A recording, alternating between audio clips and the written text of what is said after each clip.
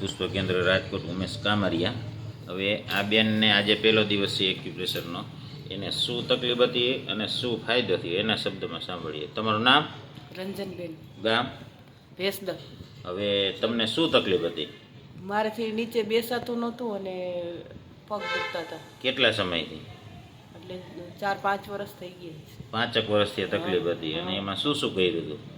એટલે દવા અમુક પીતી હતી દુખાવાની ને એવી. તો એમાં સારું થયું? એ દુખે પી ત્યારે સુધી સારું, પછી નહીં. પાછું એવું નહીં? હા, પછી એવું નહીં. હવે અહીંયા આપણે પહેલો દિવસ છે, આ પલોઠી વાળીને બેસી શકતા? નહોતું બેસાતું, હવે બેસાઈએ. હવે બેસાય છે? કેટલી વાર બેઠા અત્યારે? અત્યારે અડધો કલાક. નકર તમે કેટલી વાર ન બેસી શકતા? 10 મિનિટ બેસી શકું ખાલી. 10 થી વધારે ના બેસી શકતા, ત્યાં દુખવા માંડતો. હા. અત્યારે અડધી કલાક થઈ ગઈ ને? હા. હવે કાંઈ પ્રોબ્લેમ છે? ના, હવે બેસાઈએ. ફાયદો હા, ફાયદો કેટલો થયો? એટલે 30% જેવું થયું. 30%, 20% જેટલો લાગે છે. હા.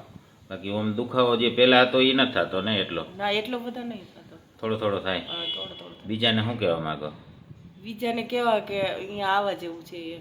તમને ફાયદો થયો ફાયદો એટલે થયો કે? એટલે. બરાબર છે. હવે તમે અહીંયા કેવી રીતે આવ્યા? મારી ભાભી લઈ આવ્યા. એ બીજાને લઈને તમે આવ્યા હતા ને? હા. એટલે એ આવ્યા. આ એમના ભાભી છે.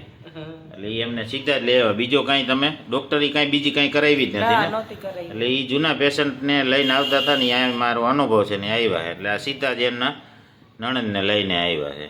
જય દ્વારકાધીશ.